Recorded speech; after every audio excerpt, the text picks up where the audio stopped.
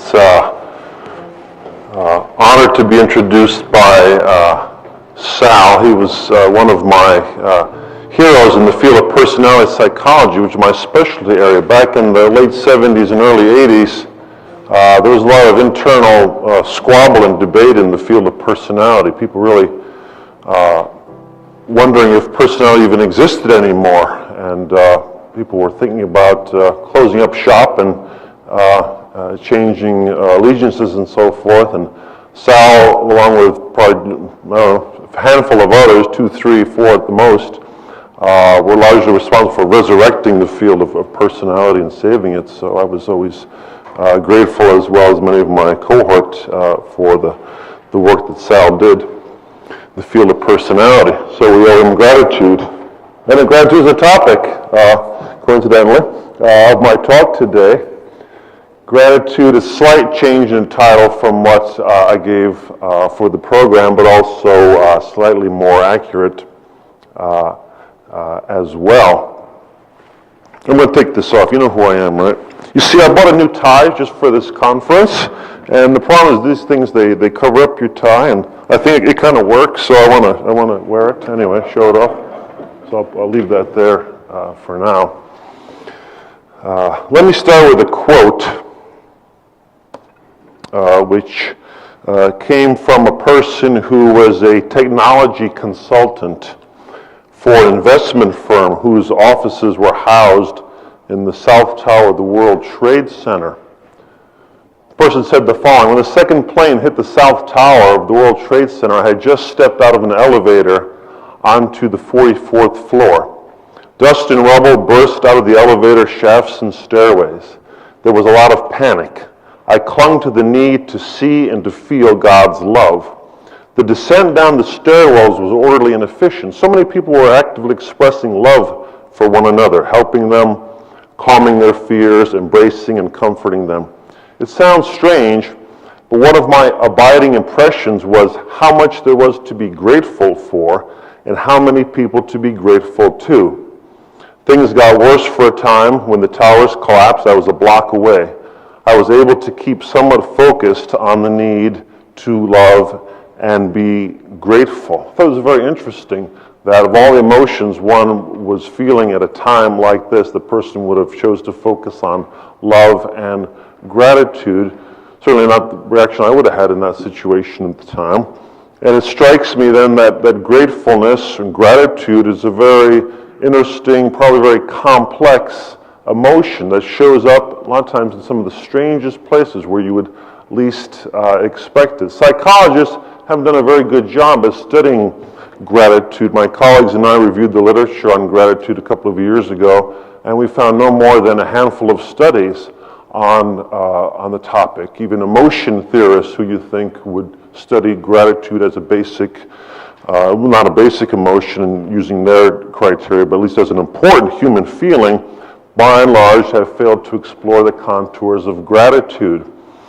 I've studied gratitude for many reasons. I'll get into some of my motivations throughout the talk. I don't consider myself an expert on gratitude. I've only been studying it for a few years. Still basically a novice on the topic of gratitude, but it's one that I think is extremely important. But it's been understudied, undervalued, and underappreciated by psychologists. Yet I think it's very important, in fact, essential for understanding well-being, quality of life, optimal functioning, happiness, subjective well-being, some of the concepts and constructs that I've been interested in for the last 20 years or so since I've been in graduate school. What I want to do, the first part of the talk, is talk about what gratitude is and look at different perspectives. Although psychologists haven't had much to say about it, others have. Philosophers, theologians, so forth, look at some of these other perspectives, and then talk about some research in the second half of the talk that I've been conducting on the psychology of gratitude, seeing if gratitude is a quality that actually can be actively practiced in people's lives, and if so, what possible outcomes or effects could there be in other aspects of people's functioning. Well, typically, if I ask you what do you mean by gratitude, or what does it feel like to be grateful, you can think of a prototypical situation. that someone provides you with a benefit or a gift, and the response is one of appreciation or thankfulness or gratefulness. So a minimal definition of gratitude. Is that bright enough? Can you see that background okay? I hate it when it's too dull, kind of puts you to sleep.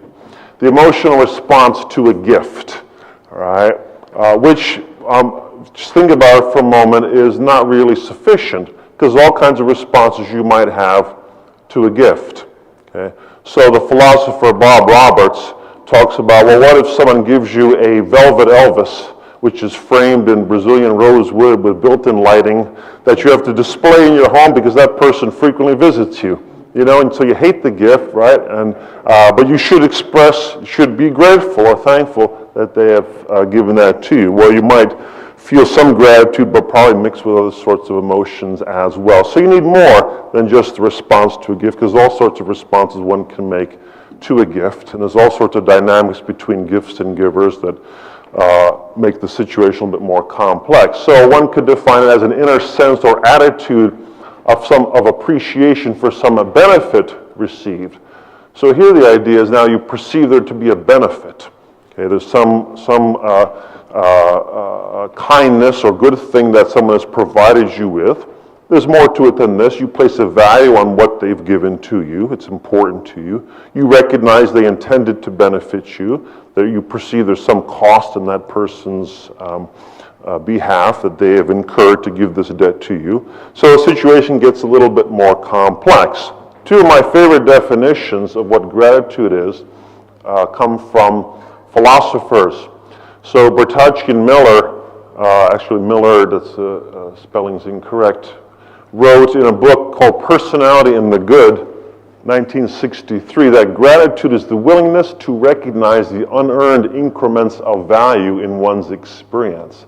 Unearned increments of value. The idea is being that we are grateful for things we didn't necessarily warrant. Things are given to us freely without strings attached.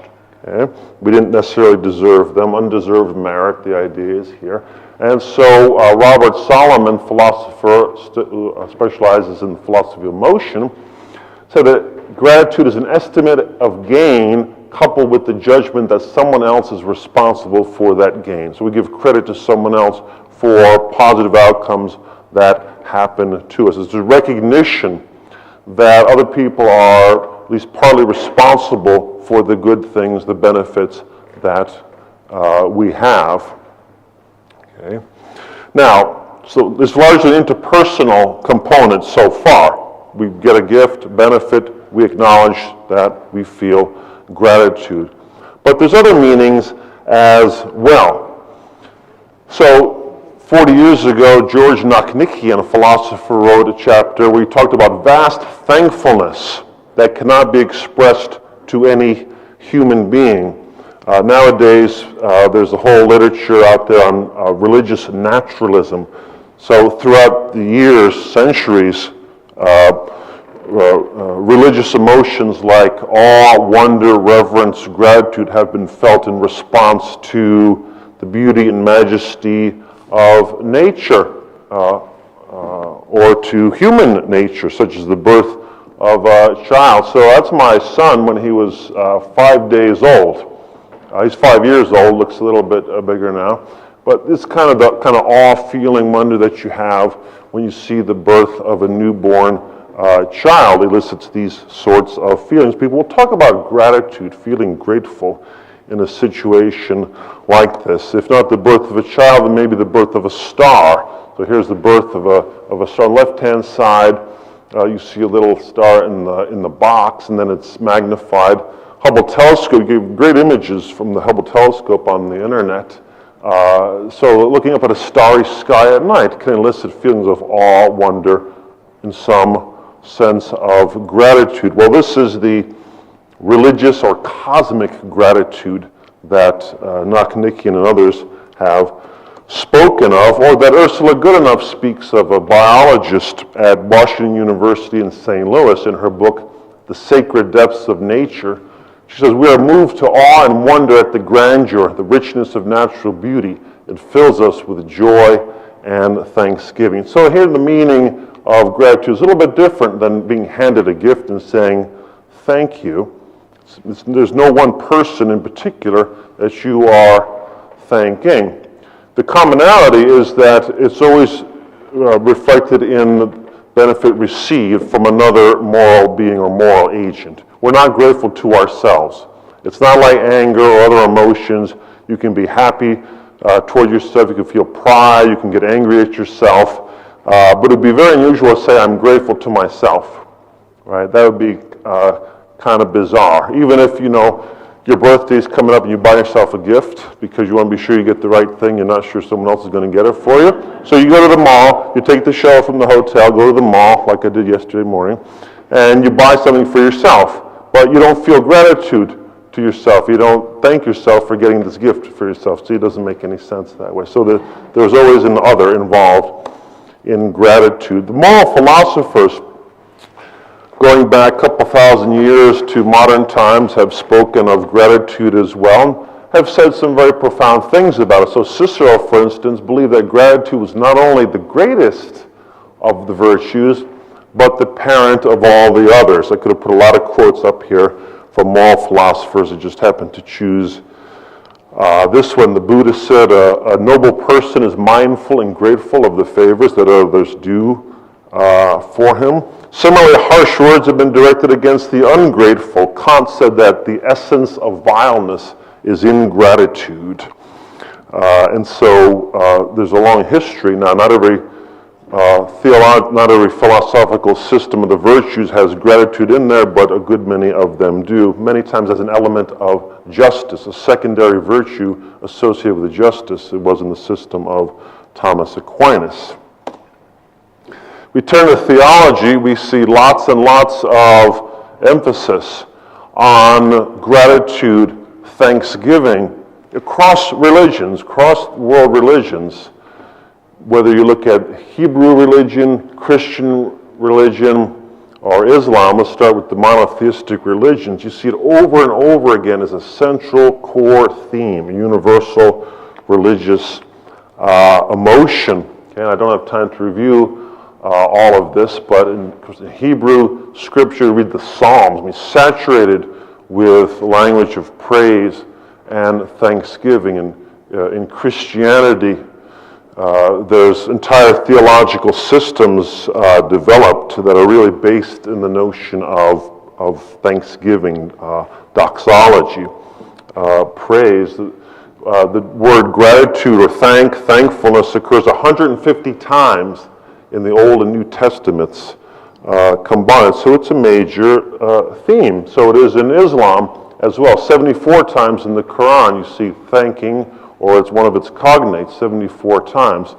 And it reaches its culmination in Sufism, which is the mystical branch of Islam, where gratitude, becoming grateful, is actually a higher stage in spiritual development, a sign of spiritual maturity, the ability to become grateful or thankful. So just as an example, John Wesley, later founder of Methodism, said that true religion is right tempers, right feelings toward God and man. It is, in two words, gratitude and benevolence. Gratitude to our Creator and Supreme Benefactor, and benevolence to our fellow creatures. Well, here you have two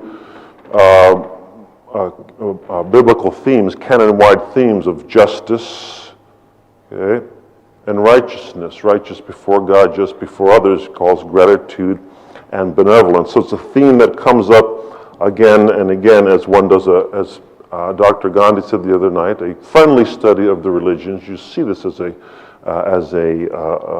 core, universal theme. Now, one could wonder, is it just the monotheistic religions that posit a benevolent creator that commend gratitude, or is it encouraged in other not theological, that wouldn't be the right word, it was about God, other world religions as well? Okay? Well, no, they don't. Okay, for instance, here's a quote attributed to the Buddha, who said, "Let us rise up and be thankful, For if we didn't learn a lot today, at least we learned a little. Of course, we're all learning a lot, right, at this conference. If we didn't learn a little, at least we didn't get sick. And if we got sick, at least we didn't die. I guess nowadays you'd say, maybe the stock market went down 400 points, but it didn't go to zero, that kind of thing. So let us all be thankful. There's always something, there seems to be a malleability to thankfulness or gratitude, which could be quite independent of circumstances, as we'll see. So, there's also Buddhism. One can look at Buddhism and other religions, Shintoism and so forth, and still look at the importance of gratitude as an important element of life. Well, I looked to psychologists to see what they had to say about gratitude. As I mentioned earlier, not a heck of a lot. One who did talk about gratitude, though, was the humanistic, transpersonal psychologist Abraham Maslow, especially toward the end of his career, although you can find the writing a little bit in some other areas, particularly when he talks about the peak experience or self-actualizers. These highly optimal functioning individuals, he saw the ability to be grateful, to appreciate life, appreciate blessings without having to undergo their actual loss, he saw as a core feature, characteristic of self-actualizing individuals. He said it's vital, it's really the essence that people count their blessings, appreciate what they possess without having to undergo its actual loss. And he writes in his book, Religions, Values, and Peak Experiences, people during and after peak experiences characteristically feel lucky, fortunate, graced. Common reaction is, I don't deserve this. A common consequence is a feeling of gratitude in religious persons to their God and others to fate or nature just good fortune. This can go over into worship, giving thanks, adoring, giving praise, oblation, which is offering, and other reactions which fit very easily into orthodox religious framework. So here we have Maslow stating that gratitude is a concept which not only transcends religions, but also perhaps is at that nexus between spirituality and religion that a lot of people like to debate the difference between them. Well, gratitude is a concept which is equally at home in both of those frameworks. Okay, a couple more perspectives. One of my favorite writers is G.K. Chesterton, very prolific writer, wrote over 100 books of various sorts at the beginning of the 20th century.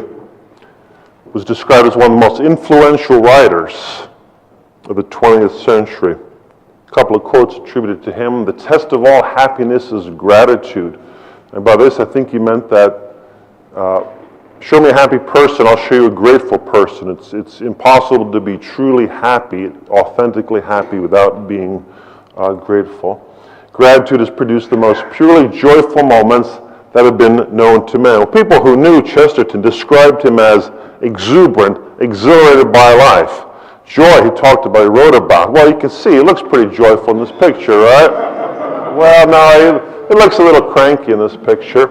So I thought to myself, well, gosh, if everyone says he's such a happy, joyful, exuberant, exhilarated guy, why is it that, most of the pictures of him kind of look like has this kind of mood on his face? So I looked around to see if I could find somewhere showing some more of this enthusiasm or joy that he's supposed to be known for. I found one where he was a little bit more joyful than he was in the previous one. Oh, well, it doesn't really still get there, right? Still something missing. So dug around a little bit more. I did find one where you really start to see, the gratitude. There it is. Okay. So, pretty joyful guy, right? Gratitude was his way of life. He wrote in his autobiography, if there's one principle I would like to have taught, he said it was gratitude. And here's an example. He's writing a letter to his fiancée at the time, Frances, and he's using an ink pen, and he spills some of the ink. And then he gets distracted, starts talking about the ink, right? And he says, I like the ink, it's so inky. I do not think there's anyone who takes quite such fierce pleasure in things being themselves as I do. The startling wetness of water excites and intoxicates me. The fieriness of fire, the steeliness of steel, the unutterable muddiness of mud. Like everything really kind of excited him. He had this childlike sense of awe and wonder for life. He writes in his book Orthodoxy, the test of all happiness is gratitude. Children are grateful when Santa Claus puts in their stockings gifts of toys or sweets. Could I not be grateful to Santa Claus when he puts in my stockings the gift of 2 miraculous legs? We thank people for birthday presents. Can I thank no one for the birthday present of birth? He writes, he was just filled with this gratitude and seemed to live his life under an aura of pervasive thankfulness. Okay, so quotes are nice. There's one more quote. Nowadays, there's been recently a lot of attention drawn to gratitude as important concept, important practice that people can engage in who are looking for developing a more spiritually meaning life. Most of whom got some publicity on Oprah, such as Sarah Brethnack, whose book, Simple Abundance Journal of Gratitude, has sold about 1 million copies. And the general message of books like this is that really the key to life is to become more grateful. She is the most passionate, transformative force in the cosmos. And there's other quotes like this I could show you from other more popular books on gratitude, where gratitude is really kind of seen as the panacea for everything. Things are going badly, and emotionally, physically, interpersonally, your job, become more grateful, right? And that's kind of the key to life. Well, these are very extreme statements, and we need to test these experimentally if there's to be any value of them. We need to evaluate them in an appropriate way. Well, Charles Dickens had an idea how to do this. He said we should reflect on the present blessings, of which we all have many, not on your past misfortunes, of which all men have some. If you wonder what that picture is, it's kind of hard to find a picture of Charles Dickens on the internet. So this is the Charles Dickens pub in Victoria, down the road in Victoria, right? So that kind of works, right? Dickens pub. Now, next I want you to do, this is now the experiential part of the session. I want you to think about 5 things that have happened since this conference began for which you are grateful. Okay? It could be things that other people did for you, in which case you could mention a person who provided you with some benefit that you're grateful for. It could be not a person at all. It could be just something that happened from the time you got here, or let's say the time you left your home, to right this moment. 5 things that you're grateful or thankful for. You can think about that, or you can jot them down for just a couple of minutes, and then we'll move on.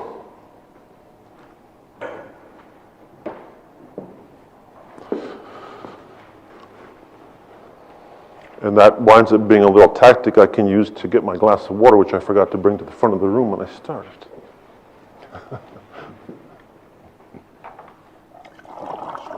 That's great. Thank you. Appreciate it.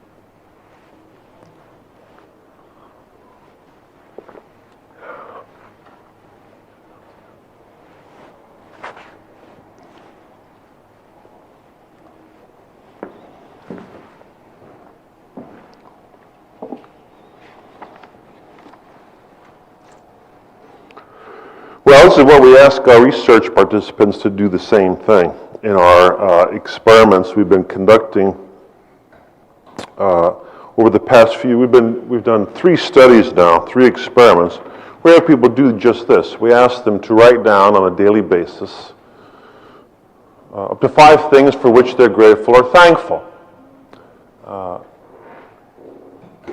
in one condition. Okay, they do that. They're randomly assigned to conditions. So here's the methodology right here. This is the first study that we did. We took 200 participants. We randomly assigned them to one of 3 conditions. First, we had the gratitude group. So you're lucky. You're all in the gratitude group. Okay? And you write down 5 things in your life that you're grateful or thankful for. And most people don't have any trouble coming up with 5 of these. But then there's a second condition. We randomly assign people so that some 1/3 get in the second condition, which is the hassles group, or what we call the whining and complaining group. And they write down up to 5 things that went wrong during the day or during the week. Okay, that's the hassles group. And then we have a third group, control group. In this particular case, it was a neutral events group. We asked them to write down up to 5 major events and circumstances that impacted them. It was a mixture. Some wrote good stuff, pleasant, some wrote unpleasant. When we coded them later, they were pretty much came out half positive, half, actually 1/3 positive, 1/3 negative, 1/3 pretty neutral. While they were doing this, they were keeping weekly records, diaries, logs of their moods, 30 different mood adjectives they rated, life appraisals, optimism, pessimism, delighted, terrible, how's your life going as a whole? What do you expect the upcoming day or week to be like? Do you expect the best or do you expect the worst? Physical symptoms, it's typical physical symptoms that are surveyed, headaches, backaches, that sort of thing. And health behaviors like exercise. And they did this once a week for 10 weeks in the first study. Okay. At the end of the 10 weeks, we average the ratings on the well-being outcome measures down at the bottom and see if there's a difference between the 3 groups. Not real profound stuff, right? It's not really rocket science. It's pretty simple, almost embarrassingly simple to do research like this, but still it's interesting. And you don't know what to expect. You might think, well, sure, the gratitude group is going to show better moods and so forth than the other 3 groups, but who knows? It's a minimal intervention. They do this once a week. They write down 5 things. Do you really expect it's going to have an impact? There's all sorts of factors out there that influence mood, personality, the weather, life events and so forth. How can you really expect to move people's moods around when there is this baseline level of mood? People have a set point of happiness, right? Research tells us some people are by nature happier and some people are by nature unhappier. Can you really move them around from a minimal intervention like this? Well, let's see what we did. Let's look at some examples first. Here would be some examples of hassles.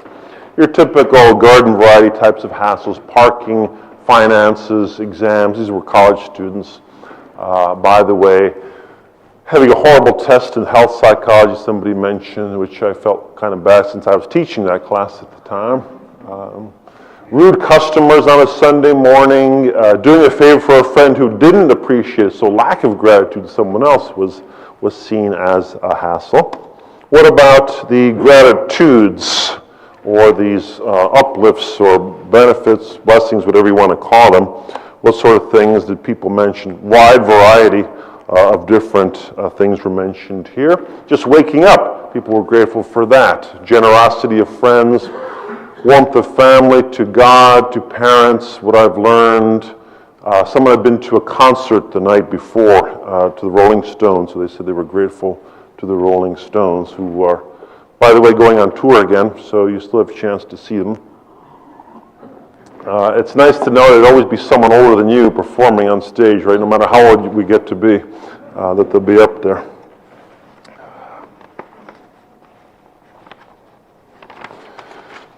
All right.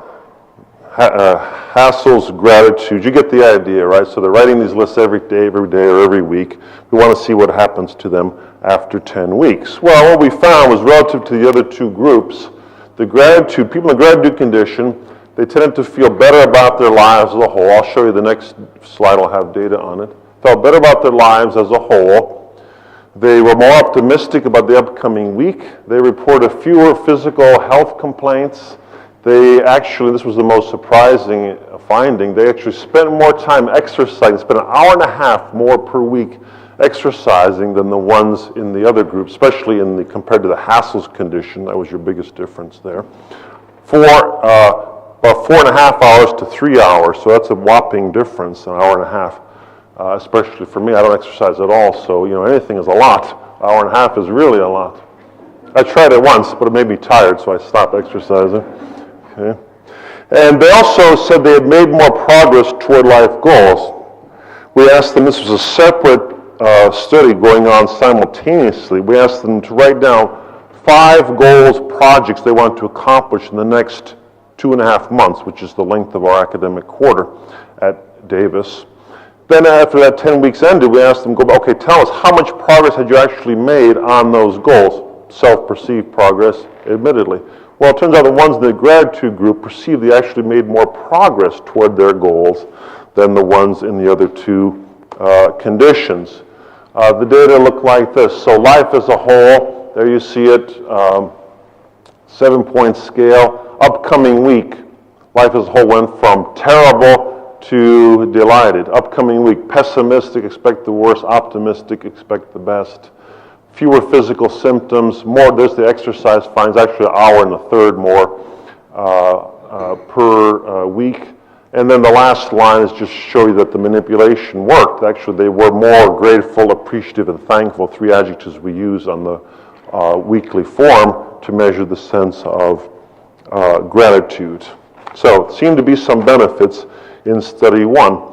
We wanted to know if these benefits could be replicated, maybe even stronger if we did a stronger study. So instead of having people do it once a week, we said, well, let's do it every day. So in the second study, we did it every day for 2 weeks, 14 days.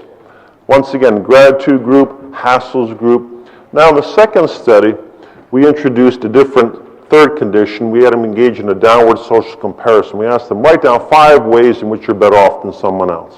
We were concerned about demand characteristics. You're just asking people to write about good things, well then, sure, they're going to have show some improvement on some of these other ratings that you're having them do. Let's create a condition which on the surface looks to be positive, downward comparison, but in reality might activate some other feelings such as pride or sympathy toward others that wouldn't have the same benefits as gratitude. We asked them about pro-social activities, helping others, offering emotional support, as well as the health and well-being outcomes. Basically, what we found here was very different from study 1. We found that gratitude led to more activation-based positive states. People who were in the grateful condition reported being more active, energetic, alert. This is positive emotions, high engagement, approach-related feelings, attentive, determined, interested. We found in this study no effect at all for exercise or illness symptoms. So we've got the psychological effect, but not a physical effect in study 2. We also found, though, an effect on helping others. So they felt more altruistic in the gratitude condition. Actually said they had spent more time, they're more likely to have helped someone with a personal problem if they were in the gratitude condition versus the other 2 conditions. So one thing we saw benefits, not entirely replicating study 2, but still interesting in their own right. Well, then we did a third study. There's only 29 studies, by the way, so we're doing good. We should make it. Those are the last study. Gratitude in people with chronic disease. First 2 studies were with pretty healthy college students. Third study, we looked at people with neuromuscular disease. I'm doing some work with people in the med school at Davis, and they have a project on quality of life in people with neuromuscular disease.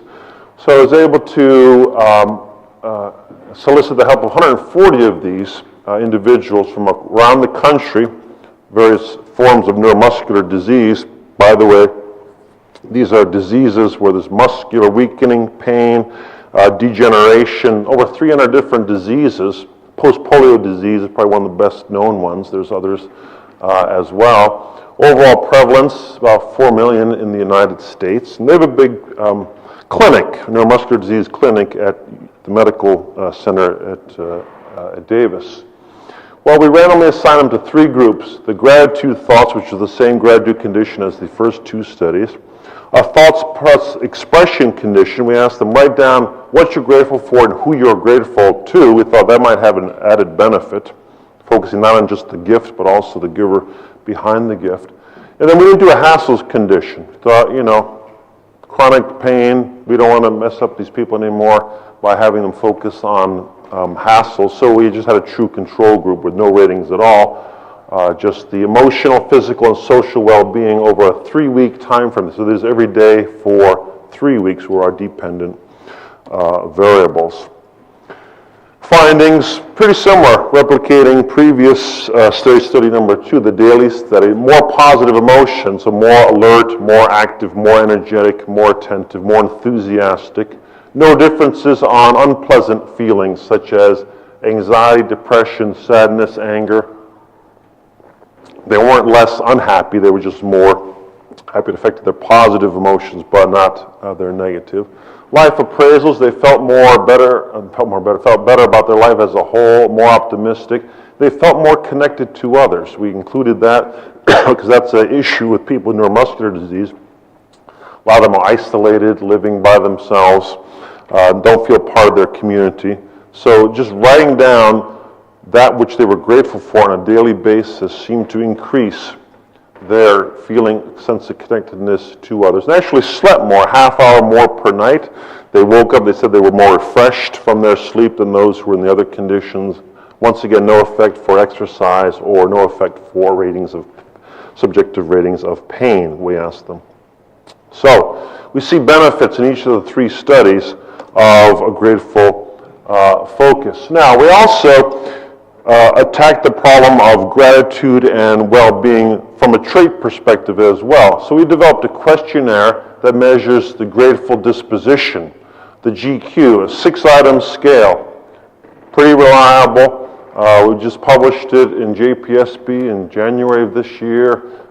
It gets at various facets of the grateful disposition. There's one factor to it. I'll skip over some of those other details. Here's the items, 6 items on the GQ. Strongly disagree to strongly agree. How much you're thankful for, the list, how long a list would it be if you made a gratitude list? A grateful person will have, of course, a longer list than a less grateful person. What do you see when you look at the world? Is there much to be grateful for? How many people are you grateful to? The breadth of gratitude. Are you grateful just to one person, or just to your parents, or to no one, or to God, plus a bunch of other people, moral agents? So people are different in the breadth of those to whom they're grateful for. And then frequency, something like number 6. How much time goes by before you feel grateful to something or someone? Scale works pretty well. We found basically that it correlates positively with things that it ought to, with things like empathy, social desirability, agreeableness, peer reports of pro-social behavior. So the friends of grateful people say that these people are more helpful, more pro-social than people who are less grateful. Correlates with both spirituality as well as traditional religious involvement. In fact, it just correlates just as highly with a trait measure of spirituality, which you think it would because it would share method variance, and that tends to augment a correlation, as it does with a simple rating, one of the Duke University scales. How religious are you? 1 to 5 correlates just as strongly with gratitude as does the spirituality measure, more complex spirituality measure. So both religion and spirituality correlate with gratitude. Negatively with materialism and envy. So grateful people are less materialistic, less envious than less grateful individuals. It's not reducible to the big 5 traits, and it's also associated with vitality, life satisfaction, hope, and optimism. So it seems to relate to those good things that it ought to. So one can use this as a measure in research. If you want a trait measure of gratitude, the GQ6 is a nice, short, reliable scale that we hope people will use, or in epidemiological studies of health, spirituality, religion. Throw in the GQ, you have a measure of an important aspect of religious experience. Religion is much more than just belief. It's also about feelings, emotions, like gratitude. And so I think it's one of the reasons why measures of religion tend to correlate with measures of well-being. It's because of some of these things like hope, love, gratitude, forgiveness. That's a story for another day. What good is gratitude? Why does it seem to relate to better well-being? Well, a lot of reasons. I think, first of all, it increases one's enjoyment of benefits. Gratitude tends to magnify or maximize the goodness, good feelings that we have. The thing happens, many of us move on to the next goal or task in life without taking time to pause, reflect, appreciate, savor that benefit that we have. So it maximizes one's enjoyment of benefits. Second, it can provide coping skills for dealing with loss and stress. So it's not surprising, as Rich Tedeschi talked about yesterday, that gratitude, sense of appreciation, can come about oftentimes through struggles with trauma in the aftermath of adversity. I'll give you an example that many of you are familiar with. So Corrie ten Boom, she's in the concentration camps, right? World War II. What's her reaction? Well, in one case, it's one of gratitude. She tells a story about being grateful for there being fleas in their barracks where they were imprisoned. And the fleas were biting them and so forth, and it's hot and it's awful in there. And why is she grateful for the fleas? Well, the fleas apparently kept the guards away. Okay? And with the guards not there, they were free to talk amongst themselves. They were free to read the Bible amongst themselves and to talk and so forth amongst themselves. So she talked about being grateful for the fleas in one's barracks. So one can be grateful in these extraordinary circumstances, as the person whose quote I started the talk with in the World Trade Center. Let's see. Gratitude can be an antidote to upward comparisons, as people make upward comparisons with others who seem to have more money, more prestige, better looks and so forth. Gratitude can be an antidote toward this. I think the fourth one is also important, mitigating maladaptive self-focus by focusing on those who have contributed to our positive outcomes can take a lot of pressure off oneself for feeling pride solely and giving credit to others, which can be very, very freeing. Okay, so you see, some of these a lot of these are hypotheses to be tested, but I think gratitude, if it works this way, can be a very effective component of perhaps cognitive behavioral interventions, which are designed to deal with things like depression, if it has these effects. Building community.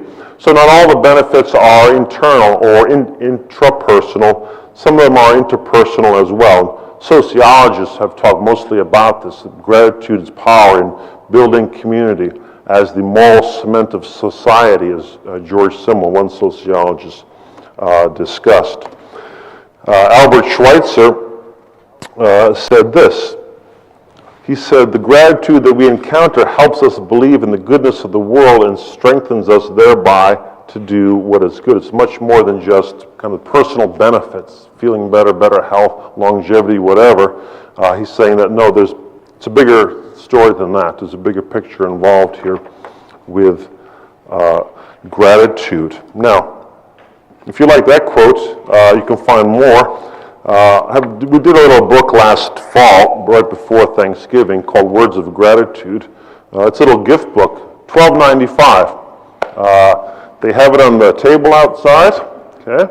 In fact, it's the best buy on the entire table, even in Canadian dollars. It's still pretty reasonable. So it's a little book that describes some of our research in very accessible terms for the average person, and has a lot of quotes, like the one from Schweitzer and some of the others that I've been putting up there.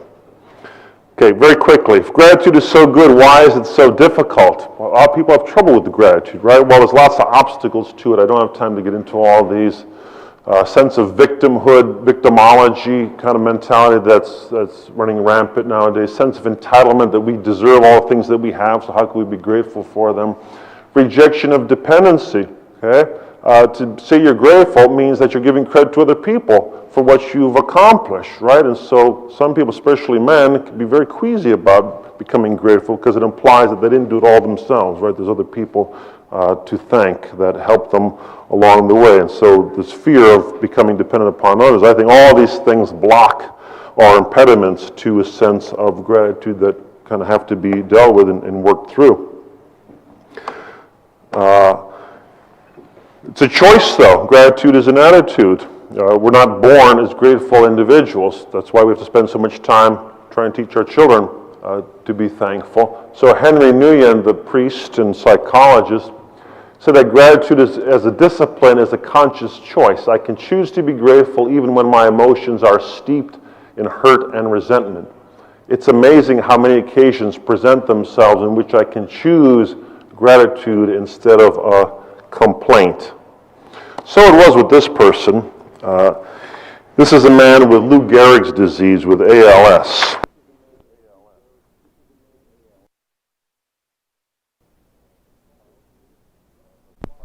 And a spouse.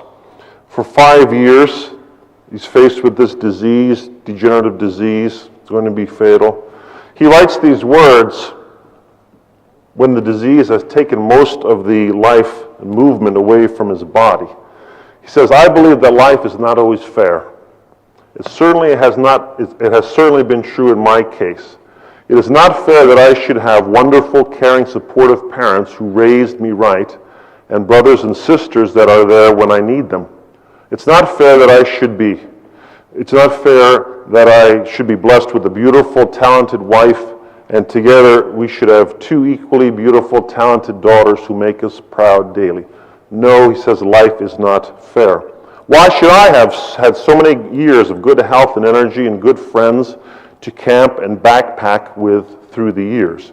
ALS is a terrible disease, but it does not negate the rest of my life. I think it's important to point out that gratefulness is not just positive thinking. It's not just a positive thinking veneer. It's not just happyology, as Marty Seligman likes to say. It's not just thinking positive thoughts, but people do express gratitude in the context of adversity and difficulty and challenge, as this individual did as well. They still have an abiding sense that there is goodness. There are things to be grateful for, even under the devastation of daily life. And why do they do that? Well, perhaps it's to achieve the state that Melody Beattie talks about from codependency fame. She says, what gratitude does is it unlocks the fullness of life.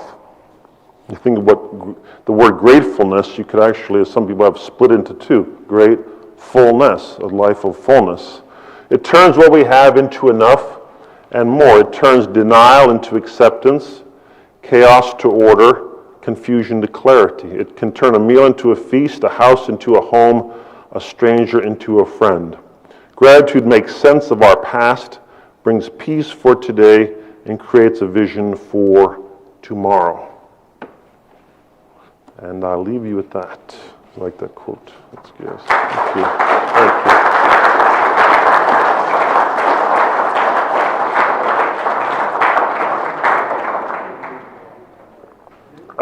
I know I overdo it on the quotes so much, but I like them. It's hard to throw them out, because they're powerful expressions of something I think is pretty profound, that is the sense of gratefulness. I guess we have some time, right, for some questions, it looks like. Are you saying that most of these are in the book? They're in the book, yeah. No, don't forget the book, right? Okay, whoops. Well, anyway, it's there. Well, I just wonder whether the type of the expression of gratefulness differs according to stages of human development. Whatever scheme you take over or whatever. Well, I think so. I think there's a developmental progression to it. I think it requires a degree of maturity. I don't think one sees it full-blown in children, certainly. There's different, of course, levels of gratitude. Gratitude is a habit where you learn to say thank you. Then it becomes a disposition, more of an ingrained trait. That's still a few steps away from the kind of gratitude that someone like Chesterton would show, where it's kind of this life orientation, right? The whole life is built around where everything is seen as a gift, as really as a higher level of gratitude. And whether at some of the lower level may have a dark side, such as, I'm glad I killed the other guy and not the other guy killed me. Oh yeah, there's a whole other side to gratitude too. When you read the philosopher theology, it tends to paint it as a very positive, desirable characteristic, but I'm sure some of the hijackers on September 11th had gratitude on their lips as they, flew the airplanes, right? So there's that element too to it.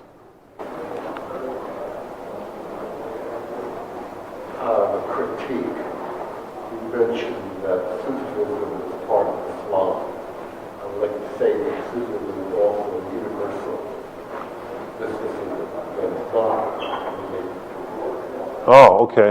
Now, did it not develop as the mystical branch of Islam? Oh. Hassan Khan brought universalized Sufism and brought it to the West in the early 20th century.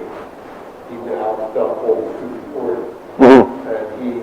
And for his vision, it always has been and always will be. It was before Islam. Oh, okay. And that, in fact, the wise men, they call it the spiritual brotherhood or whatever, met and knew that Muhammad was, a messenger and accepted it. And he patted him on the head, kind of gave him a special name.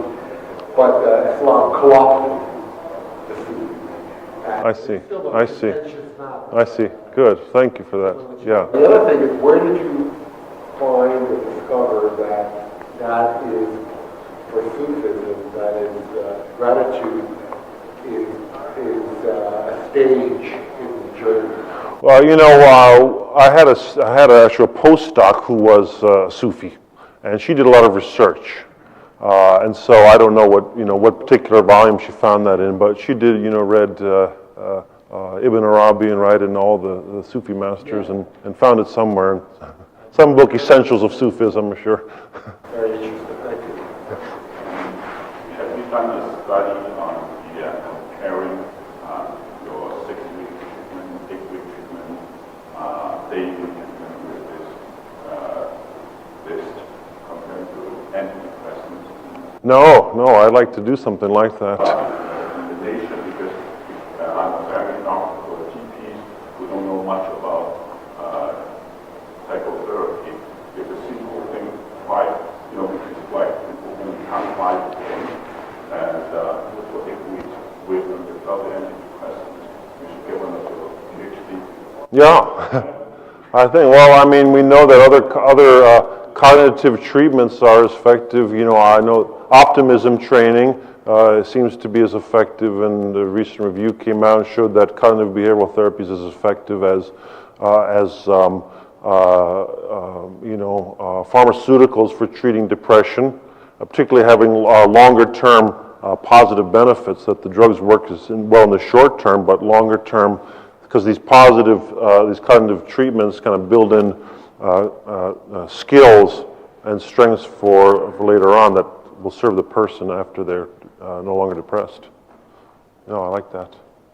In terms of the whole concept of power of the mind to affect well-being, you've probably seen a piece of research about knee surgery that came out recently. There was an experiment with some patients who received real knee surgery and others who had a pretend surgery. Oh, the mock knee surgery was a placebo, yeah. And the outcome was the same, basically. So They had, if they were in the placebo group, they had less pain, and they would recommend the procedure to others and so forth, yeah. Yes, Richard. I was wondering if you thought that the writing of these gratitudes has an important effect, like Honey Baker talked about, or whether just thinking these things would have the same effect. I think it's important to put them down to make them concrete. I think there's benefits to that beyond thinking about it.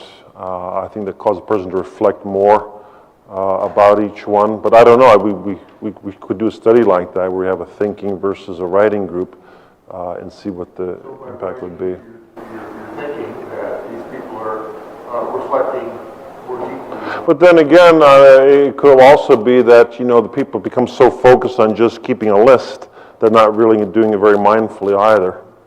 And you could think about it more mindfully than, I've never kept a gratitude list, right? Despite what I tell people.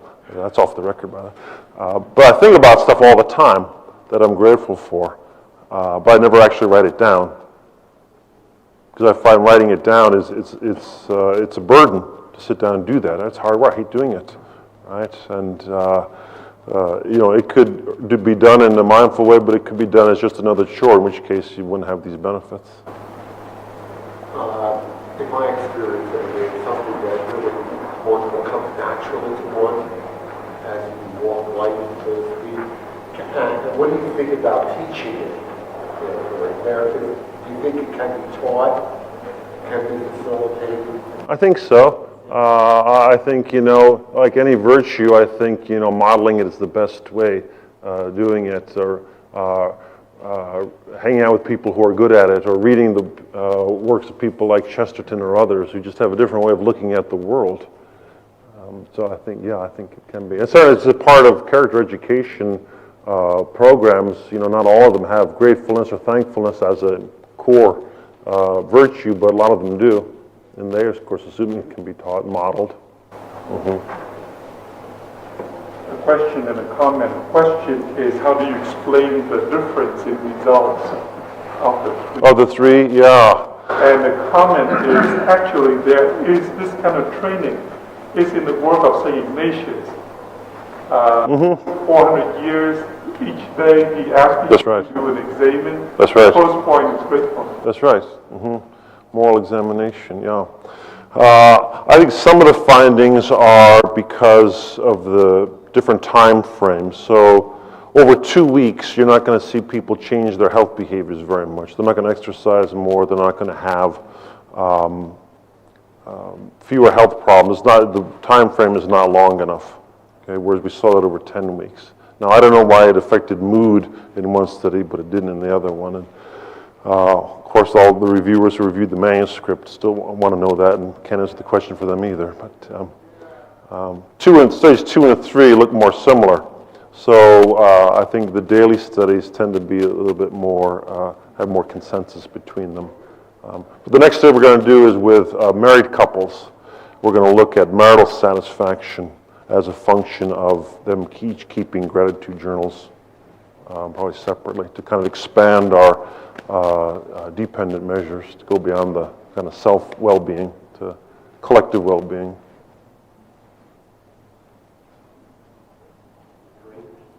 I'm grateful you came to the talk. Thank you.